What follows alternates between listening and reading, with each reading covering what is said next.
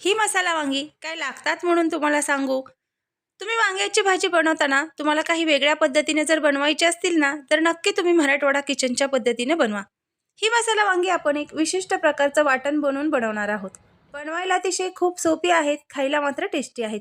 तुम्ही जर एकदा मराठवाडा किचनच्या पद्धतीने जर बनवलं तर नेहमी हीच पद्धत वापराल. नमस्कार मैत्रिणींनो, मी अश्विनी तुमच्या माझ्या अर्थात आपल्या सगळ्यांच्याच आवडत्या मराठवाडा किचन या यूट्यूब चॅनलमध्ये अगदी तुमचं मनापासून स्वागत आहे.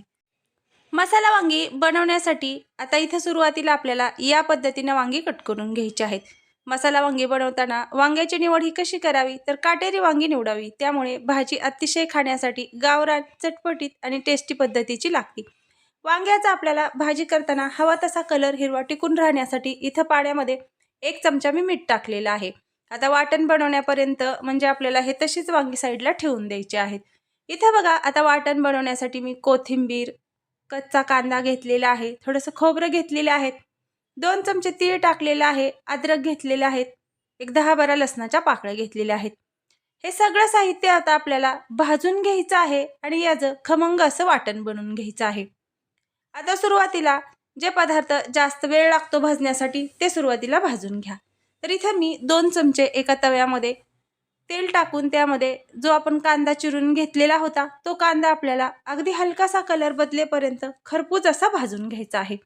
कांदा भाजत असताना गॅसची फ्लेम ही कमी ठेवा, म्हणजे तुम्हाला हवा तसा कांदा भाजून घेता येईल. ही मसाला वांगी बनवण्याची पद्धत अतिशय सोपी आहे. इथं बघा, आपला कांदा भाजून तयार झालेला आहे. आता त्यामध्ये 10-12 इथं मी खोबऱ्याचे काप, थोडंसं अद्रक ठेचून घेतलेलं आणि त्यामध्ये 10-12 लसणाच्या पाकळ्या टाकून घेतलेल्या आहेत. ते सुद्धा आपल्याला अगदी मंद आचेवर भाजून घ्यायचं आहे आणि त्यामध्ये लगेच आपण 2 चमचे तीळ टाकून घेतलेलं आहे. तीळ सुद्धा आपल्याला हवे तसे भाजून तयार झालेले आहेत. त्यामध्ये टाकून घेतली थोडीशी कोथिंबीर. कोथिंबीर इथं मी देठासहितच घेतलेली आहे. आता हे सगळं आपल्याला एकजीव करून एक 5 मिनिट परत एकदा मंद आचेवर भाजून घ्यायचं आहे. आणि भाजून झाल्यानंतर इथं मी गॅस बंद केलेला आहे आणि आता आपल्याला हे सगळं साहित्य एका डिशमध्ये काढून घ्यायचं आहे. हे वाटण तुम्ही पूर्वतयारी म्हणून 1-2 ते 3 दिवस आरामात टिकतं. म्हणजे अगोदर जरी बनवून घेतलं आणि हवे त्यावेळेस तुम्हाला मसाला वांगे बनवायचे असतील तर तुम्ही बनवून घेऊ शकता. पण काय करायचं आहे, हे वाटण बारीक करत असताना यामध्ये पाणी टाकायचं नाही. आणि तुम्हाला लगेच जर मसाला वांगी बनवायची असेल तर त्यामध्ये तीळ आपण टाकल्यामुळे, पाणी टाकल्यामुळे लगेच असे बारीक बनतात. तर इथे मी लगेच म्हणजे ही भाजी बनवणार होते, त्यामुळे थोडंसं यामध्ये पाणी टाकून घेतलं आणि आपल्याला हवं तसं याची अगदी बारीक असं वाटण बनवून घेतलं. ही ग्रेव्ही तुम्ही व्हेज, नॉन-व्हेज दोन्हीही भाज्यासाठी वापरू शकता.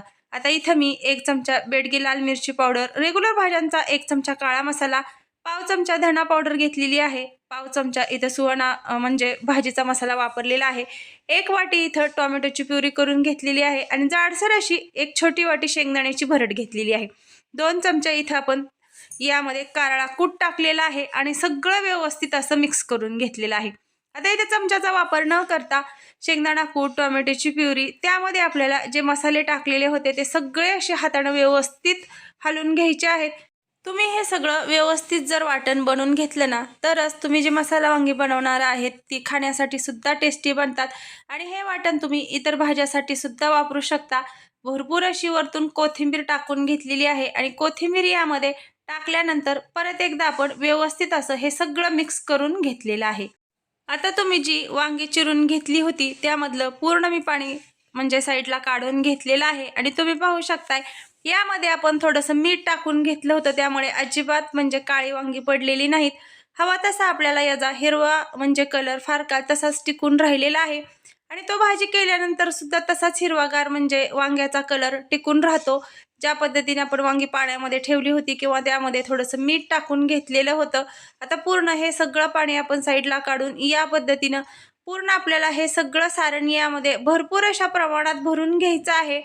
जर तुम्ही व्यवस्थित असं भरून घेतलं तर ते त्यामध्ये म्हणजे तुम्ही परतत असताना तसंच राहतं, साईडला अजिबात निघत नाही. तर इथं आपण बघा या पद्धतीनं वांग्यामध्ये सगळं हे साहित्य भरून घेतलेलं आहे. आता आपल्याला फोडणीची तयारी करायची आहे.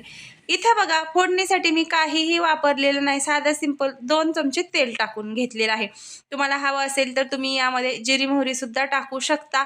पण काळ्या मसाल्याच्या ज्या भाज्या असतात त्यांना जिरी मोहरीचा वापर न करता जे आपण लाल म्हणजे तिखट असतं त्यासाठी खूप म्हणजे छान अशा भाज्या लागतात. तर इथे मी साधं सिंपल थोडंसं तेल टाकून यामध्ये जे स्टफिंग करून घेतलेली वांगी होती ती यामध्ये टाकून घेतली. आता ही मसाला वांगी बनवत असताना अजिबात आपण पाण्याचा वापर करणार नाहीत, त्यामुळे अगदी मंद आचेवर आपल्याला परतून घ्यायचे आहेत. सुरुवातीला मी एक यावरती डिश ठेवून घेतली.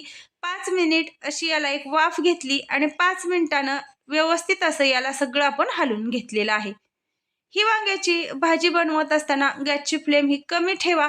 कमी ठेवल्यामुळे यामध्ये तुम्हाला पाण्याचा अजिबात वापर करण्याची आवश्यकता नाही. अगदी मंद आचेवर ही भाजी बनवू शकते.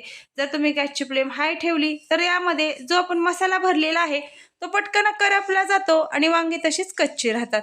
तर इथं आपलं सगळं हे हलवून झाल्यानंतर आपल्याला काय करायचं आहे, या पॅनवरती एक डिश ठेवायची आहे आणि त्यामध्ये थोडंसं पाणी टाकून घ्यायचं आहे.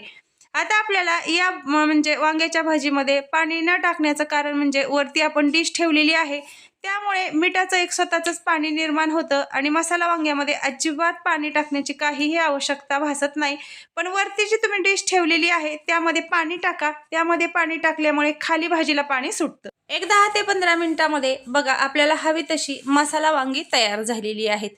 आहे ना खूप सोपी पद्धत ही मसाला वांगी बनवायची. मी सुरुवातीलाही सांगितलं होतं, या पद्धतीने जर तुम्ही एकदा बनवली तर नेहमी हीच पद्धत वापरा.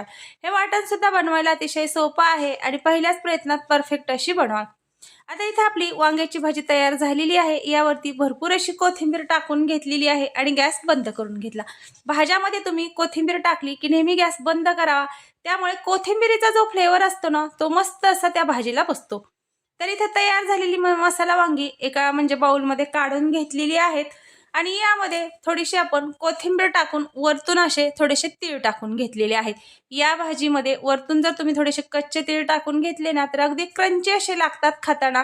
तर या पद्धतीनं तयार झालेली भाजी तुम्हाला कशी वाटली ते मला कमेंट करून सांगा. आणि तुमची सुद्धा भाजी बनवल्यानंतर मराठवाडा किचनच्या पद्धतीनं चमचमीत अशी बनलेली आहे का ते मात्र कमेंट करून सांगायला विसरू नका. चला, नवीन जर असाल आपल्या चॅनलला आणखीन सबस्क्राईब केलं नसेल तर सगळ्यात अगोदर सबस्क्राईब करा, बेल आयकॉन प्रेस करा, म्हणजे तुमच्यापर्यंत मराठवाडा किचनमध्ये ज्या रोज नवनवीन